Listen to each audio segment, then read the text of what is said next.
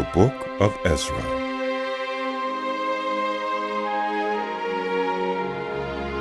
In the first year of Cyrus, king of Persia, in order to fulfill the word of the Lord spoken by Jeremiah, the Lord moved the heart of Cyrus, king of Persia, to make a proclamation throughout his realm, and also to put it in writing.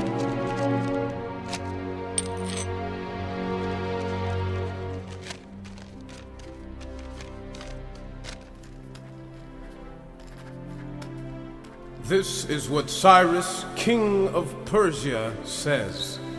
The Lord, the God of heaven, has given me all the kingdoms of the earth, and he has appointed me to build a temple for him at Jerusalem in Judah. Any of his people among you, may their God be with them, and let them go up to Jerusalem in Judah and build the temple of the Lord, the God of Israel, the God who is in Jerusalem. And in any locality where survivors may now be living, the people are to provide them with silver and gold, with goods and livestock, and with free will offerings for the temple of God in Jerusalem. Then the family heads of Judah and Benjamin, and the priests and Levites, everyone whose heart God had moved, prepared to go up and build the house of the Lord in Jerusalem. All their neighbors assisted them with articles of silver and gold, with goods and livestock, and with valuable gifts, in addition to all the free will offerings. Moreover, King Cyrus brought out the articles belonging to the temple of the Lord, which Nebuchadnezzar had carried away from Jerusalem, and had placed in the temple of his God. Cyrus, king of Persia, had them brought by Mithredath, the treasurer, who counted them out to Sheshbazzar, the prince of Judah. This was the inventory: gold dishes, 30; silver dishes, 1,000; silver pans, 29; gold bowls, 30; matching silver bowls, 410; other articles, 1,000. In all, there were 5,400 articles of gold and of silver. Sheshbazzar brought all these along with the exiles when they came up from. Now these are the people of the province who came up from the captivity of the exiles, whom Nebuchadnezzar, king of Babylon, had taken captive to Babylon. They returned to Jerusalem and Judah, all to their own towns, in company with Zerubbabel, Joshua, Nehemiah, Seraiah, Reelaiah, Mordecai, Bilshan, Mispah, Bigvai, Rehum, and Baunah. The list of the men of the people of Israel, the descendants of Parosh, 2,172. Of Shephatiah, 372. Of Ara, 775. Of Pahath-Moab, through the line of Jeshua and Joab, 2,812. Of Elam, 1,254. Of Zattu, 945. Of Zakkai, 760. Of Bani, 642. Of Bebai, 623.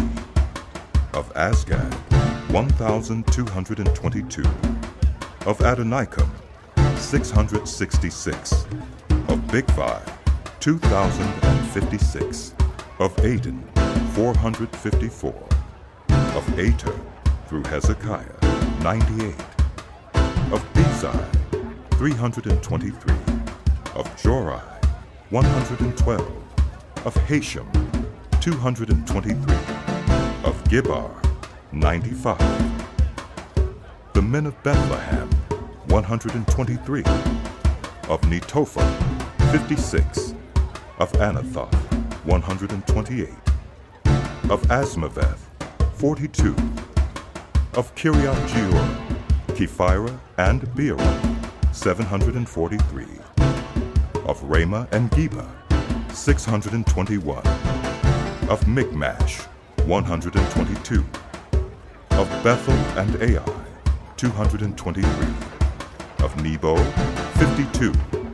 Of Magbish, 156. Of the other Elam, 1,254. Of Haram, 320. Of Lod, Hadid, and Ono, 725. Of Jericho, 345. Of Suneah, 3,630. The priests, the descendants of Judea through the family of Jeshua, 973. Of Immer, 1,052. Of Pashur, 1,247. Of Haram, 1,017. The Levites, the descendants of Jeshua and Kadmiel of the line of Hodaviah, 74. The musicians, the descendants of Asaph, 128. The gatekeepers of the temple, the descendants of Shallum, Ater, Talmon, Akab, Hatita, and Shobai, 139. The temple servants, the descendants of Ziha, Hasupha, Tebael, Kiros, Sioha, Padon, Libana, Hagabah, Akab, Hagab, Shalmai, Haman, Giddel, Gahar, Real, Reason, Nekoda, Gazam, Uzzah, Paseah, Besai, Asna, Munim, Nephusim, Bakbuk, Hakupha,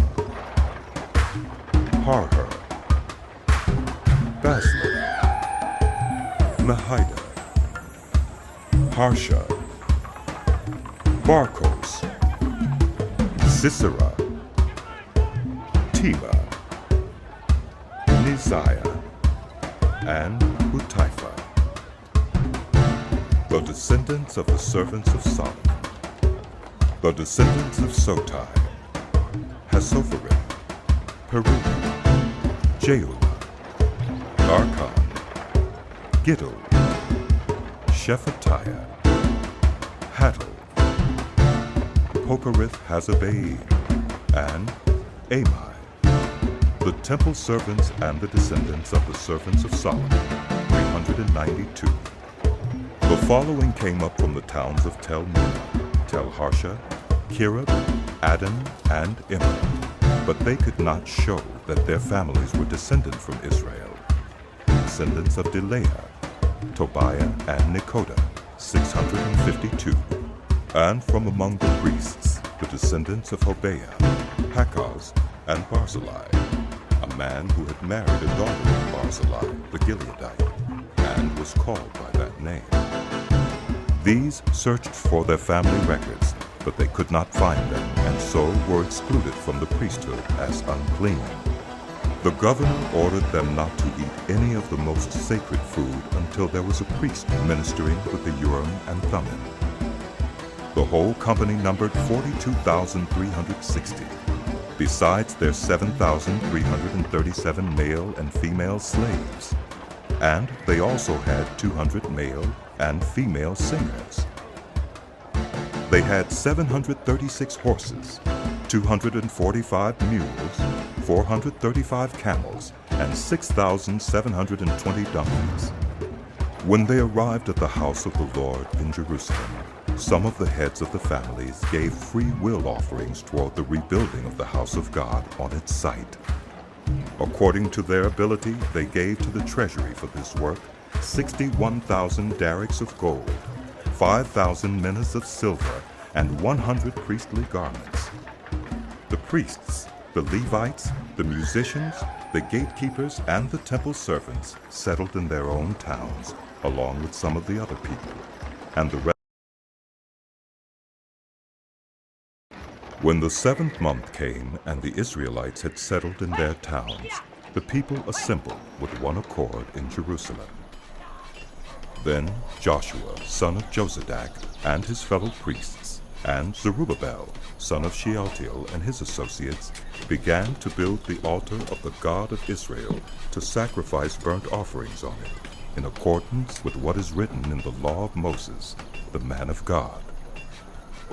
Despite their fear of the peoples around them, they built the altar on its foundation and sacrificed burnt offerings on it to the Lord, both the morning and evening sacrifices. Then, in accordance with what is written, they celebrated the Festival of Tabernacles with the required number of burnt offerings prescribed for each day. After that, they presented the regular burnt offerings, the new moon sacrifices, and the sacrifices for all the appointed sacred festivals of the Lord, as well as those brought as free will offerings to the Lord. On the first day of the 7th month, they began to offer burnt offerings to the Lord, though the foundation of the Lord's temple had not yet been laid. Then they gave money to the masons and carpenters, and gave food and drink and olive oil to the people of Sidon and Tyre, so that they would bring cedar logs by sea from Lebanon to Joppa, as authorized by Cyrus, king of Persia.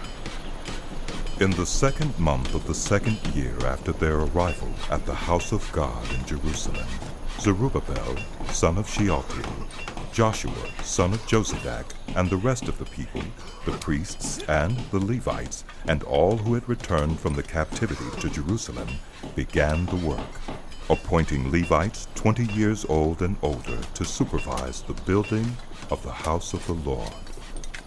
Joshua and his sons and brothers, and Kadmiel and his sons, descendants of Hodaviah, and the sons of Henadad, and their sons and brothers, all Levites, joined together in supervising those working on the house of God. When the builders laid the foundation of the temple of the Lord, the priests in their vestments, and with trumpets, and the Levites, the sons of Asaph, with cymbals, took their places to praise the Lord, as prescribed by David, king of Israel. With praise and thanksgiving, they sang to the Lord. Forever. He is good. His love toward Israel endures forever.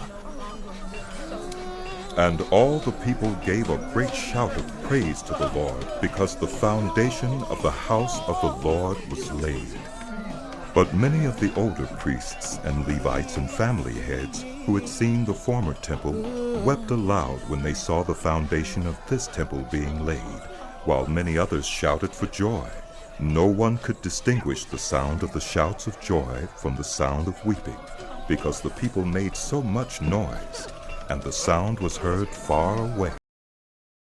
When the enemies of Judah and Benjamin heard that the exiles were building a temple for the Lord, the God of Israel, they came to Zerubbabel and to the heads of the families and said, "Let us help you build, because like you, we seek your God and have been sacrificing to him since the time of Esarhaddon, king of Assyria, who brought us here." But Zerubbabel, Joshua, and the rest of the heads of the families of Israel answered, "You have no part with us in building a temple to our God. We alone will build it for the Lord, the God of Israel, as King Cyrus, the king of Persia, commanded us." Then the peoples around them set out to discourage the people of Judah and make them afraid to go on building. They bribed officials to work against them and frustrate their plans during the entire reign of Cyrus, king of Persia, and down to the reign of Darius, king of Persia. At the beginning of the reign of Xerxes, they lodged an accusation against the people of Judah and Jerusalem. And in the days of Artaxerxes, king of Persia, Bishlam, Mithridath, Tabeel, and the rest of his associates wrote a letter to Artaxerxes. The letter was written in Aramaic script and in the Aramaic language. Rehum, the commanding officer, and Shimshai, the secretary, wrote a letter against Jerusalem to Artaxerxes the king, as follows. Rehum, the commanding officer, and Shimshi, the secretary, together with the rest of their associates, the judges, officials, and administrators over the people from Persia, Uruk, and Babylon, the Elamites of Susa, and the other people whom the great and honorable Ashurbanipal deported and settled in the city of Samaria and elsewhere in Trans-Euphrates. This is a copy of the letter they sent him. To King Artaxerxes from your servants in Trans-Euphrates. The king should know that the people who came up to us from you have gone to Jerusalem and are rebuilding that rebellious and wicked city. They are restoring the walls and repairing the foundations.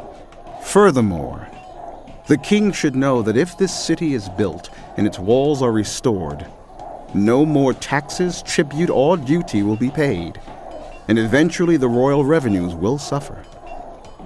Now, since we are under obligation to the palace, and it is not proper for us to see the king dishonored, we are sending this message to inform the king, so that a search may be made in the archives of your predecessors. In these records you will find that this city is a rebellious city, troublesome to kings and provinces, a place with a long history of sedition. That is why this city was destroyed. We inform the king that if the city is built and its walls are restored, you will be left with nothing in Trans-Euphrates. The king sent this reply. To Raham, the commanding officer, Shimshai, the secretary, and the rest of their associates living in Samaria and elsewhere in Trans-Euphrates, greetings.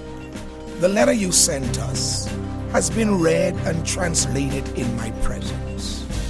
I issued an order, and a search was made, and it was found that this city has a long history of revolt against kings and has been a place of rebellion and sedition. Jerusalem has had powerful kings ruling over the whole of Trans-Euphrates, and taxes, tribute, and duty were paid to them. Now issue an order to these people to stop work, so that this city will not be rebuilt until I so order. Be careful not to neglect this matter. Why let this threat grow to the detriment of the royal interest? As soon as the copy of the letter of King Artaxerxes was read to Raham and Shimshai, the secretary, and their associates, they went immediately to the Jews in Jerusalem and compelled them by force to stop. Thus the work on the house of God in Jerusalem came to a standstill until the 2nd year of the reign of Darius, king of... Now Haggai the prophet and Zechariah the prophet, a descendant of Iddo, prophesied to the Jews in Judah and Jerusalem in the name of the God of Israel, who was over them. Then Zerubbabel, son of Shealtiel, and Joshua, son of Josadak, set to work to rebuild the house of God in Jerusalem. And the prophets of God were with them, supporting them. At that time, Tattenai, governor of Trans-Euphrates, and Shethar-Bozenai, and their associates went to them and asked, Who authorized you to rebuild this temple and to finish it? They also asked, What are the names of those who are constructing this building? But the eye of their God was watching over the elders of the Jews, and they would not stop until a report could go to Darius and his written reply be received. This is a copy of the letter that Tattenai, governor of Trans-Euphrates, and Shethar-Bozenai and their associates, the officials of Trans-Euphrates, sent to King Darius. The report they sent him read as follows. To King Darius, cordial greetings. The king should know that we went to the district of Judah, to the temple of the great God. The people are building it with large stones and placing the timbers in the walls. The work is being carried on with diligence and is making rapid progress under their direction. We questioned the elders and asked them, Who authorized you to rebuild this temple and to finish it? We also asked them their names, so that we could write down the names of their leaders for your information. This is the answer they gave us. We are the servants of the God of heaven and earth, and we are rebuilding the temple that was built many years ago, one that a great king of Israel built and finished. But because our ancestors angered the God of heaven, he gave them into the hands of Nebuchadnezzar, the Chaldean king of Babylon, who destroyed this temple and deported the people to Babylon. However, in the 1st year of Cyrus, king of Babylon, King Cyrus issued a decree to rebuild this house of God.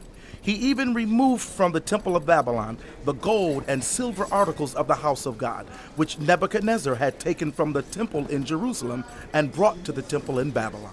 Then King Cyrus gave them to a man named Sheshbazzar, whom he had appointed governor, and he told him, "Take these articles and go and deposit them in the temple in Jerusalem, and rebuild the house of God on its site." So this Sheshbazzar came and laid the foundations of the house of God in Jerusalem. From that day to the present, it has been under construction, but is not yet finished. Now, if it pleases the king, let a search be made in the royal archives of Babylon to see if King Cyrus did in fact issue a decree to rebuild this house of God in Jerusalem. Then let the king send us his decision. King Darius then issued an order, and they searched in the archives stored in the treasury at Babylon. A scroll was found in the citadel of Ecbatana in the province of Media, and this was written on it. Memorandum. In the first year of King Cyrus, the king issued a decree concerning the temple of God in Jerusalem. Let the temple be rebuilt as a place to present sacrifices, and let its foundations be laid. It is to be 60 cubits high and 60 cubits wide, with 3 courses of large stones and 1 of timbers. The costs are to be paid by the royal treasury. Also, the gold and silver articles of the house of God, which Nebuchadnezzar took from the temple in Jerusalem and brought to Babylon, are to be returned to their places in the temple in Jerusalem. They are to be deposited in the house of God. Now then, Tattenai, governor of Trans-Euphrates, and Shethar-Bozenai, and you other officials of that province, stay away from there. Do not interfere with the work on this temple of God. Let the governor of the Jews and the Jewish elders rebuild this house of God on its site. Moreover, I hereby decree what you are to do for these elders of the Jews in the construction of this house of God. Their expenses are to be fully paid out of the royal treasury from the revenues of Trans-Euphrates, so that the work will not stop. Whatever is needed, young bulls, rams, male lambs for burnt offerings to the God of heaven, and wheat, salt, wine, and olive oil, as requested by the priests in Jerusalem, must be given them daily, without fail, so that they may offer sacrifices pleasing to the God of heaven, and pray for the well-being of the king and his sons. Furthermore, I decree that if anyone defies this edict, a beam is to be pulled from their house, and they are to be impaled on it. And for this crime, their house is to be made a pile of rubble. May God, who has caused his name to dwell there, overthrow any king or people who lifts a hand to change this decree or to destroy this temple in Jerusalem. I, Darius, have decreed it. Let it be carried out with diligence. Then, because of the decree King Darius had sent, Tattenai, governor of Trans-Euphrates, and Shethar-Bozenai, and their associates, carried it out with diligence.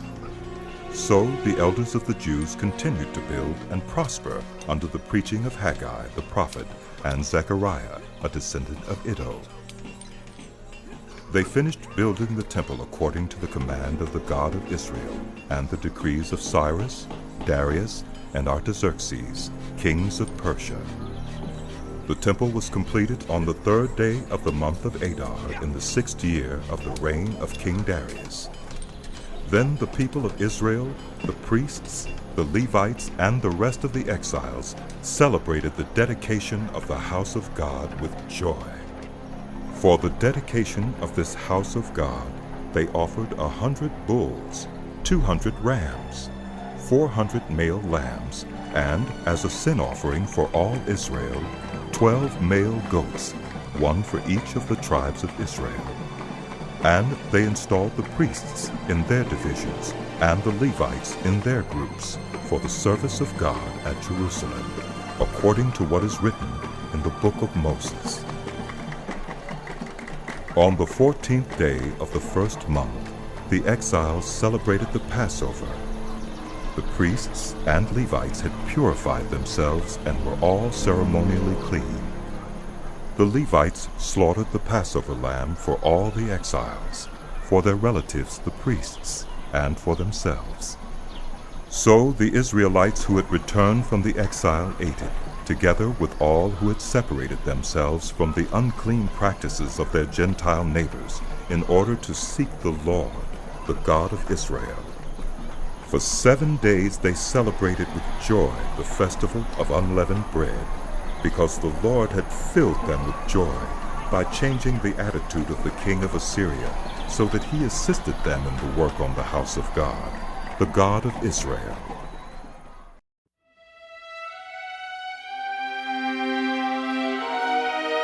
The book of Ezra continued.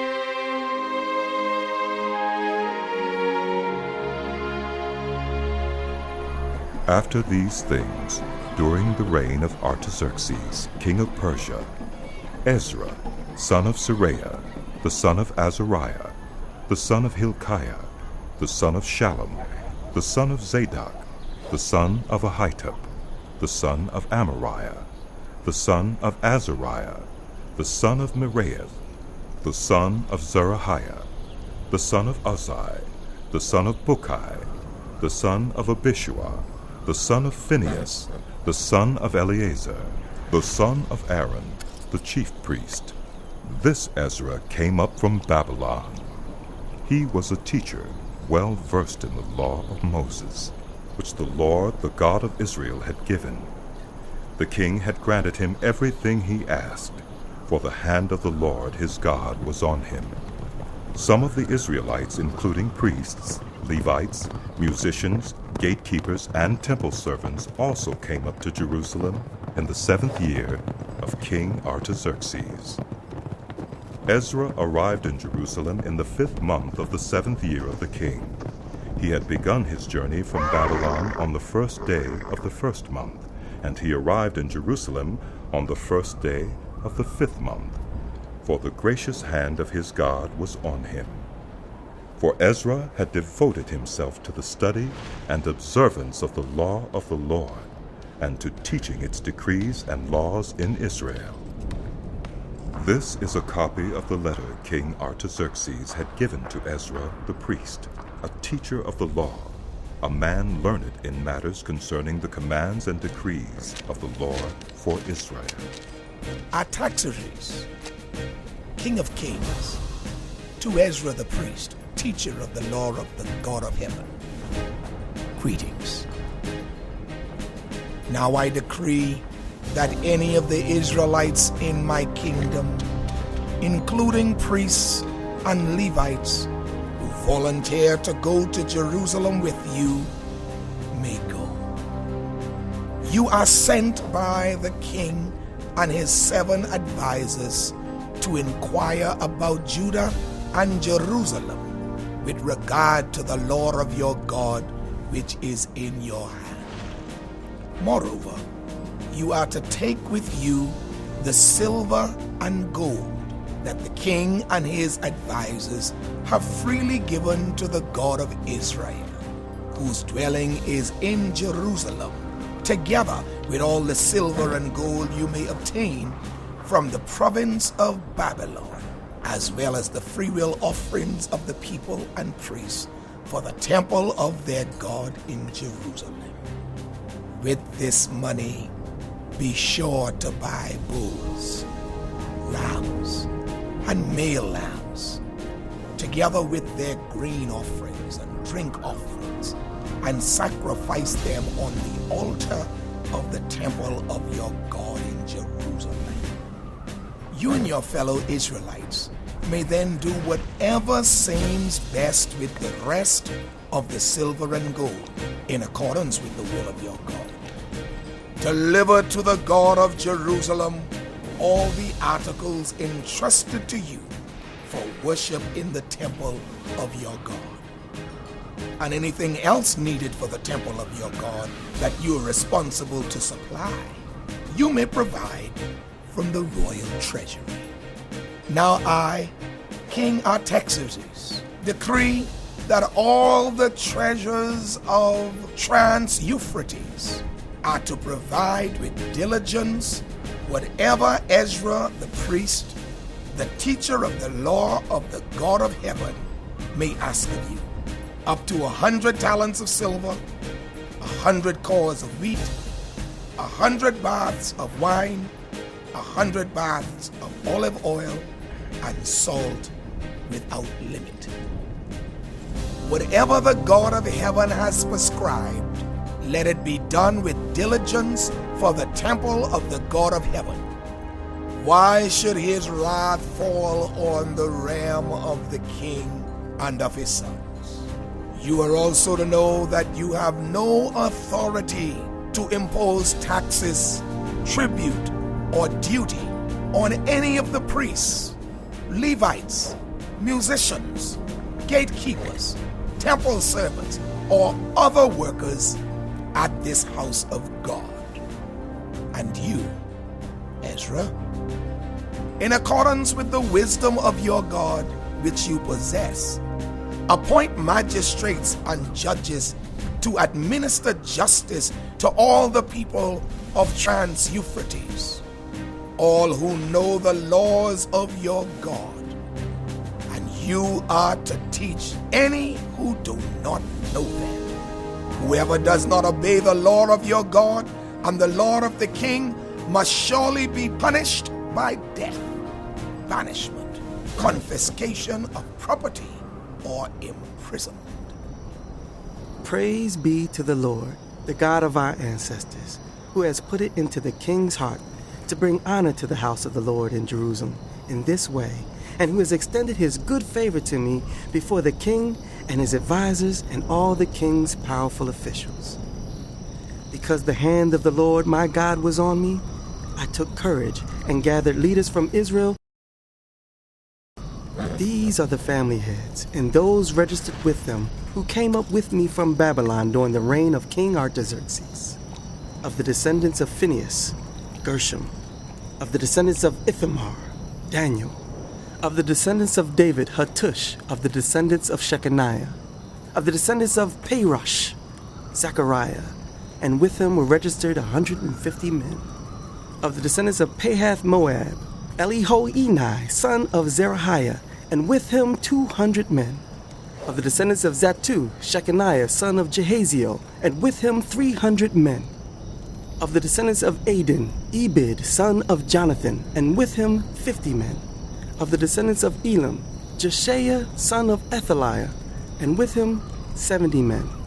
Of the descendants of Shephatiah, Zebediah, son of Michael, and with him 80 men. Of the descendants of Joab, Obadiah, son of Jehiel, and with him 218 men. Of the descendants of Bani, Shalomith, son of Josephiah, and with him 160 men. Of the descendants of Bebai, Zechariah, son of Bebai, and with him 28 men. Of the descendants of Azgad, Johanan, son of Hakatan, and with him 110 men. Of the descendants of Adonikam, the last ones whose names were Eliphalet, Jeuel, and Shemaiah, and with them 60 men. Of the descendants of Bigvai, Uthai, and Zachar, and with them 70 men. I assembled them at the canal that flows toward Ahava, and we camped there 3 days. When I checked among the people and the priests, I found no Levites there. So I summoned Eleazar, Ariel, Shemaiah, Elnathan, Jarib, Elnathan, Nathan, Zechariah, and Meshullam, who were leaders, and Joiarib, and Elnathan, who were men of learning, and I ordered them to go to Iddo, the leader in Cassiphia. I told them what to say to Iddo and his associates, the temple servants in Cassiphia, so that they might bring attendance to us for the house of our God.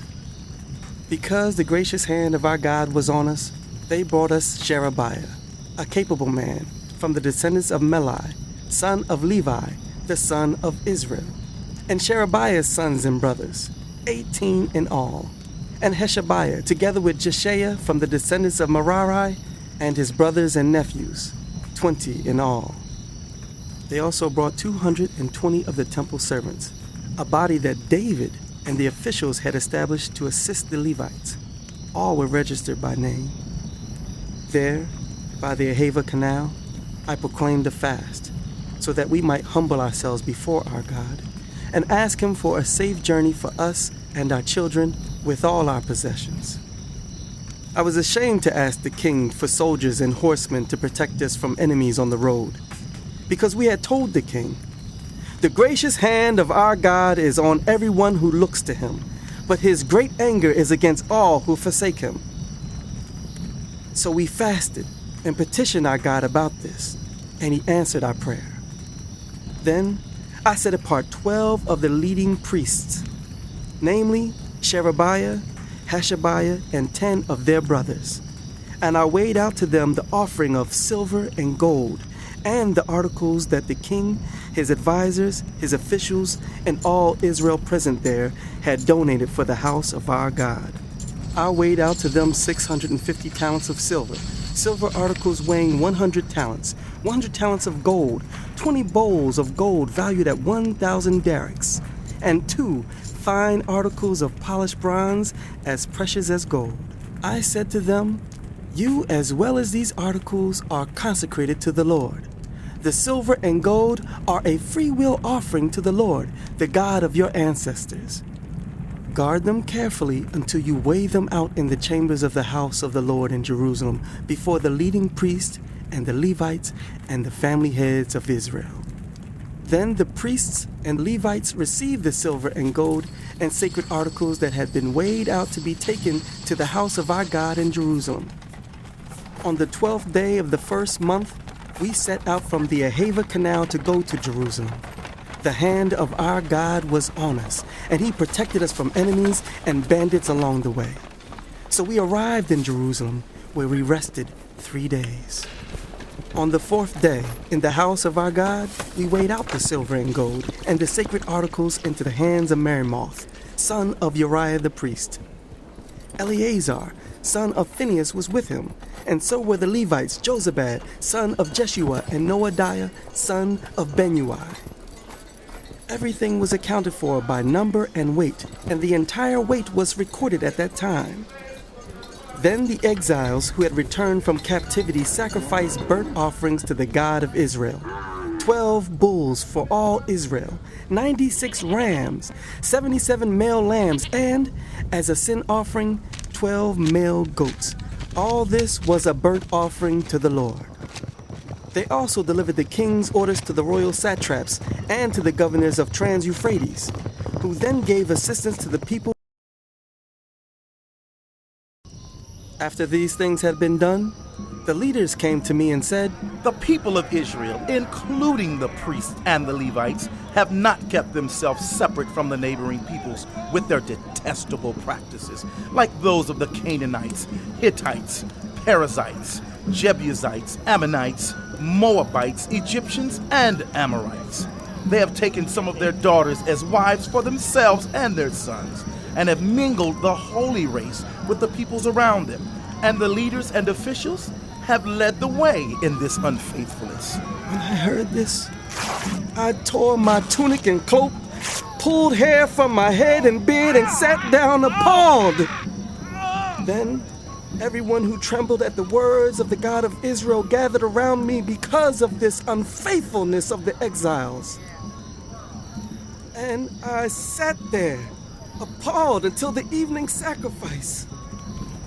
Then at the evening sacrifice, I rose from my self-abasement with my tunic and cloak torn and fell on my knees with my hands spread out to the Lord my God and prayed. My God, my God, I am too ashamed and disgraced, my God, to lift up my face to you, because our sins are higher than our heads, and our guilt has reached to the heavens. From the days of our ancestors until now, our guilt has been great. Because of our sins, we and our kings and our priests have been subjected to the sword and captivity, to pillage and humiliation at the hand of foreign kings, as it is today. But now, for a brief moment, the Lord our God has been gracious in leaving us a remnant and giving us a firm place in his sanctuary. And so, our God gives light to our eyes and a little relief in our bondage. Though we are slaves, our God has not forsaken us in our bondage. He has shown us kindness in the sight of the kings of Persia. He has granted us new life to rebuild the house of our God and repair its ruins, and he has given us a wall of protection in Judah and Jerusalem. But now, our God, what can we say after this? For we have forsaken the commands you gave through your servants the prophets when you said, "The land you are entering to possess is a land polluted by the corruption of its peoples. By their detestable practices, they have filled it with their impurity from one end to the other. Therefore, do not give your daughters in marriage to their sons, or take their daughters for your sons. Do not seek a treaty of friendship with them at any time, that you may be strong and eat the good things of the land and leave it to your children as an everlasting inheritance. What has happened to us is a result of our evil deeds and our great guilt. And yet, our God, you have punished us less than our sins deserved and have given us a remnant like this. Shall we then break your commands again and intermarry with the peoples who commit such detestable practices? Would you not be angry enough with us to destroy us, leaving us no remnant or survivor? Lord, the God of Israel, you are righteous. We are left this day as a remnant. Here we are before you in our guilt, though because of it, not one of us can stand in your presence." While Ezra was praying and confessing, weeping and throwing himself down before the house of God, a large crowd of Israelites, men, women, and children, gathered around him. They too wept bitterly. Then Shechaniah, son of Jehiel, one of the descendants of Elam, said to Ezra, "We have been unfaithful to our God by marrying foreign women from the peoples around us. But in spite of this, there is still hope for Israel.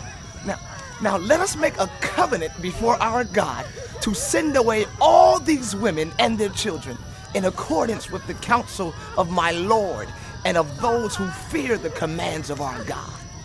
Let it be done according to the law. Rise up. This matter is in your hands. We will support you, so take courage and do it." So Ezra rose up and put the leading priests and Levites and all Israel under oath to do what had been suggested, and they took the oath. Then Ezra withdrew from before the house of God and went to the room of Jehohanan, son of Eliashib. While he was there, he ate no food and drank no water, because he continued to mourn over the unfaithfulness of the exiles. A proclamation was then issued throughout Judah and Jerusalem for all the exiles to assemble in Jerusalem. Anyone who failed to appear within 3 days would forfeit all his property in accordance with the decision of the officials and elders, and would himself be expelled from the assembly of the exiles. Within the 3 days, all the men of Judah and Benjamin had gathered in Jerusalem, and on the 20th day of the 9th month, all the people were sitting in the square before the house of God, greatly distressed by the occasion and because of the rain. Then Ezra the priest stood up and said to them, "You have been unfaithful. You have married foreign women, adding to Israel's guilt. Now honor the Lord, the God of your ancestors, and do his will.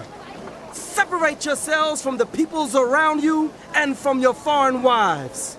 The whole assembly responded with a loud voice, "You are right. We must do as you say. But there are many people here, and it is the rainy season, so we cannot stand outside. Besides, this matter cannot be taken care of in a day or two, because we have sinned greatly in this thing. Let our officials act for the whole assembly. Then let everyone in our towns who has married a foreign woman come at a set time, along with the elders and judges of each town, until the fierce anger of our God in this matter is turned away from us." Only Jonathan, son of Asahel, and Josiah, son of Tikva, supported by Meshullam and Shabbathai the Levite, opposed this. So the exiles did as was proposed. Ezra the priest selected men who were family heads, one from each family division, and all of them designated by name. On the first day of the 10th month they sat down to investigate the cases, and by the first day of the first month they finished dealing with all the men who had married foreign women. Among the descendants of the priests, the following had married foreign women. From the descendants of Joshua, son of Josadak, and his brothers, Maaseiah, Eliezer, Jarib, and Gedaliah. They all gave their hands and pledged to put away their wives, and for their guilt they each presented a ram from the flock as a guilt offering. From the descendants of Immer, Hunani and Zebediah. From the descendants of Haram, Maaseiah, Elijah, Shemaiah, Jehiel, and Uzziah. From the descendants of Pashur, Elioenai, Maaseiah, Ishmael, Nethanel, Jozabad, and Elusa. Among the Levites, Jozabad, Shimei, Kileah, that is, Kelita, Pethahiah, Judah, and Eliezer. From the musicians, Eliashib. From the gatekeepers, Shallum, Telem, and Uri. And among the other Israelites, from the descendants of Parosh, Ramiah, Isaiah, Malchijah, Mijamin, Eleazar, Malchijah, and Benaiah. From the descendants of Elam, Mattaniah, Zechariah, Jehiel, Abdi, Jeremoth, and Elijah. From the descendants of Zatu, Elioenai, Eliashib, Mattaniah, Jeremoth, Zabad, and Aziza. From the descendants of Bebai, Jehohanan, Hananiah, Zabbai, and Athli. From the descendants of Bani, Meshullam, Malach, Adaiah, Jashub, Sheol, and Jeremoth. From the descendants of Pahath-Moab, Adnah, Kelal, Benaiah, Maaseiah, Mattaniah, Bezalel, Benui, and Manasseh. From the descendants of Haram, Eliezer, Ishijah, Malchijah, Shemaiah, Shimeon, Benjamin, Malach, and Shamariah. From the descendants of Hashem, Mattanai, Mattata, Zabad, Eliphalet, Jeremiah, Manasseh, and Shimei. From the descendants of Bani, Meudai, Amram, Yul, Benaiah, Bediah, Keluhai, Vaniah, Meremoth, Eliashib, Mattaniah, Mattanai, and Jehusu. From the descendants of Benui, Shimei, Shelemiah, Nathan, Adaiah, Magnatobai, Sheshai, Sharai, Azarel, Shelemiah, Shemariah, Shallum, Amariah, and Joseph. From the descendants of Nebo, Jeiel, Mattathiah, Zabad, Zabina, Jaddai, Joel, and Benaiah. All these had married foreign women, and some of them had children by these wives.